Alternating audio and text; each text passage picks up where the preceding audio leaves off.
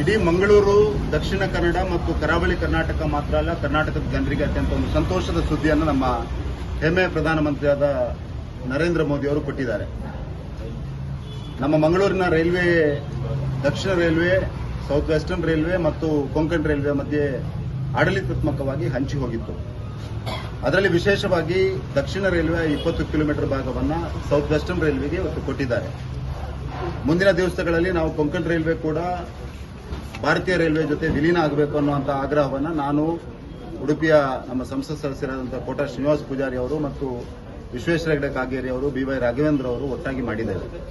ವಿಶೇಷವಾಗಿ ದಕ್ಷಿಣ ರೈಲ್ವೆ ಈ ಭಾಗವನ್ನು ಸೌತ್ ವೆಸ್ಟರ್ನ್ ರೈಲ್ವೆಗೆ ವಿಲೀನ ಮಾಡಿರುವ ಕಾರಣಕ್ಕೆ ಒಂದು ನಮ್ಮ ಭಾಗದ ರೈಲ್ವೆ ಇನ್ಫ್ರಾಸ್ಟ್ರಕ್ಚರ್ ಅಭಿವೃದ್ಧಿ ಆಗುವಂಥ ದೃಷ್ಟಿಯಿಂದ, ರೈಲ್ವೆ ಇನ್ಫ್ರಾಸ್ಟ್ರಕ್ಚರ್ ಅನ್ನು ಪ್ಲಾನಿಂಗ್ ಮಾಡುವ ದೃಷ್ಟಿಯಿಂದ, ಒಂದು ಸಿಂಗಲ್ ಪಾಯಿಂಟ್ ಆಫ್ ಕಾಂಟ್ಯಾಕ್ಟ್ ಇರೋದ್ರಿಂದ ಬೆಟರ್ ಕೋಆರ್ಡಿನೇಷನ್ ಆಗ್ತದೆ, ಬೆಟರ್ ರ್ಯಾಷನಲೈಸೇಷನ್ ಆಫ್ ರಿಸೋರ್ಸಸ್ ಆಗ್ತದೆ.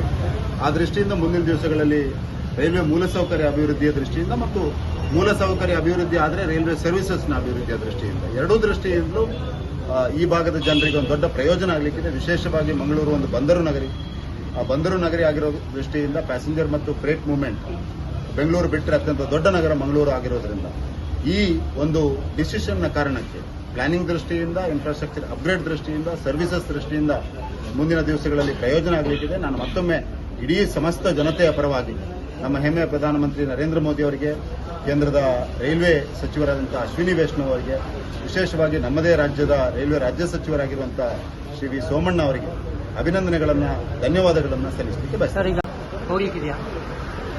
ನಮ್ಮ ಕೇಂದ್ರದಲ್ಲಿ ನರೇಂದ್ರ ಮೋದಿ ಸರ್ಕಾರ ಬಂದ ನಂತರ ಮೇಜರ್ ಆಗಿ ರೈಲ್ವೆ ಅಪ್ಗ್ರೇಡೇಷನ್ ನಡೀತಾ ಇದೆ. ವಿಶೇಷವಾಗಿ ಕಳೆದ ವರ್ಷ ಮಂಗಳೂರು ಬೆಂಗಳೂರು ಮಧ್ಯೆ ಅತ್ಯಂತ ಕಠಿಣವಾದಂಥ ಪ್ರದೇಶವಾದಂಥ ಘಾಟ್ ಸ್ಟ್ರೆಚ್ನಲ್ಲಿ ಇಲೆಕ್ಟ್ರಿಫಿಕೇಷನ್ ಅನ್ನು ಕನಿಷ್ಠ ಅವಧಿಯಲ್ಲಿ 7-8 ತಿಂಗಳುಗಳ ಒಳಗೆ ಮುಗಿಸಿ ಒಂದು ಸಾಧನೆಯನ್ನು ನಮ್ಮ ರೈಲ್ವೆ ಇಲಾಖೆ ಮಾಡಿದೆ.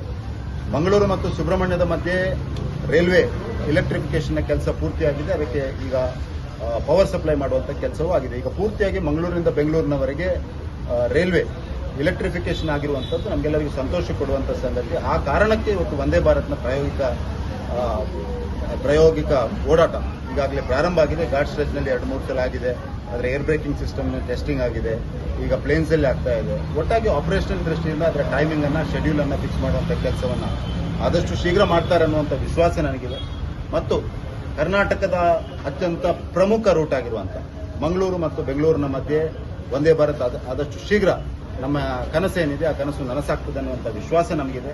ಮುಂದಿನ ದಿವಸಗಳಲ್ಲಿ ನಾನು ಈಗಾಗಲೇ ಕೇಂದ್ರದ ರೈಲ್ವೆ ಸಚಿವರಲ್ಲಿ ಮಾತನಾಡಿದ್ದೇನೆ. ಮಂಗಳೂರು ಮತ್ತು ಬೆಂಗಳೂರು ಮಧ್ಯೆ ಡಬ್ಲಿಂಗ್ ಆಗಬೇಕು ಅನ್ನುವಂಥದ್ದು. ಘಾಟ್ ಸ್ಟ್ರೆಚ್ನಲ್ಲಿ ಈಗಿರುವಂಥ ಗ್ರೇಡಿಯಂಟ್ ಏನಿದೆಯಾ 1:50 ಗ್ರೇಡಿಯಂಟ್ ಏನಿದೆ ಅದು 1:150 ಆಗಿ ಒಂದು ಉತ್ತಮ ಗ್ರೇಡಿಯಂಟ್ನ ರೈಲ್ವೆ ಲೈನ್ ಆಗಬೇಕು ಅನ್ನುವಂಥ ಆಗ್ರಹ ಕೂಡ ಮಾಡಿದ್ದೇವೆ.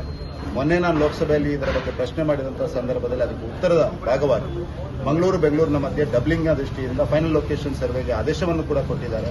ಹಾಗಾಗಿ ಮುಂದಿನ ದಿವಸಗಳಲ್ಲಿ ಒಟ್ಟಾರೆಯಾಗಿ ಇಲ್ಲಿ ರೈಲ್ವೆ ಮೂಲಸೌಕರ್ಯ ಅಭಿವೃದ್ಧಿಯ ದೃಷ್ಟಿಯಿಂದ ಒಂದು ಅಮೂಲಾಗ್ರ ಪರಿವರ್ತನೆ ಆಗಲಿಕ್ಕಿದೆ. ಅದಕ್ಕೆ ಒಂದು ಐತಿಹಾಸಿಕ ಹೆಜ್ಜೆಯಾಗಿ ದಕ್ಷಿಣ ರೈಲ್ವೆದ ಈ ಭಾಗವನ್ನು ಸೌತ್ ವೆಸ್ಟರ್ನ್ ರೈಲ್ವೆಗೆ ಸೇರಿಸಿಕೊಂಡು ಇವತ್ತು ಅದರ ಡಿವಿಷನಲ್ ಹೆಡ್ ಕ್ವಾರ್ಟರ್ಸ್ ಮೈಸೂರಿನಲ್ಲಿ ಮತ್ತು ಝೋನಲ್ ಹೆಡ್ ಕ್ವಾರ್ಟರ್ಸ್ ಹುಬ್ಳಿಯಲ್ಲಿ ಇರೋದ್ರಿಂದ ಕೋಆರ್ಡಿನೇಷನ್ ಮತ್ತು ಆಡಳಿತಾತ್ಮಕವಾಗಿ ಮತ್ತು ಒಟ್ಟಾರೆ ರ್ಯಾಷನಲೈಸೇಷನ್ ಆಫ್ ರಿಸೋರ್ಸಸ್ ದೃಷ್ಟಿಯಿಂದ ಒಂದು ದೊಡ್ಡ ಹೆಜ್ಜೆ ಈ ದೃಷ್ಟಿಯಿಂದ ಆಗಿದೆ ಅಂತ ಹೇಳಲಿಕ್ಕೆ ಬಯಸ್ತೇನೆ. ಈ ವಿಷಯವನ್ನು ಕೇರಳ ಕರ್ನಾಟಕ ಮಾಡುವಂಥ ದೃಷ್ಟಿಯಿಂದ ನಾನಂತೂ ಖಂಡಿತವಾಗಿ ಯೋಚನೆ ಮಾಡೋದಿಲ್ಲ. ನಮ್ಮ ಸರ್ಕಾರ ಒಟ್ಟಾರೆಯಾಗಿ ಇಡೀ ದೇಶದ ಅಭಿವೃದ್ಧಿ ಮಾಡುವಂಥ ದೃಷ್ಟಿಯಿಂದ ಯೋಚನೆಯನ್ನು ಮಾಡಿದೆ. ಆಡಳಿತಾತ್ಮಕವಾದಂಥ ಒಂದು ಬದಲಾವಣೆ ಇದು. ಈ ಆಡಳಿತಾತ್ಮಕವಾದ ಬದಲಾವಣೆಯಿಂದ ಪ್ಲಾನಿಂಗ್ ದೃಷ್ಟಿಯಿಂದ ಪ್ರಯೋಜನ ಆಗ್ತದೆ ಮತ್ತು ಯಾವುದೇ ಕ್ಷುಲ್ಲಕ ರಾಜಕೀಯ ಮಾಡಲಿಕ್ಕೆ ನಾನಂತೂ ಬಯಸೋದಿಲ್ಲ.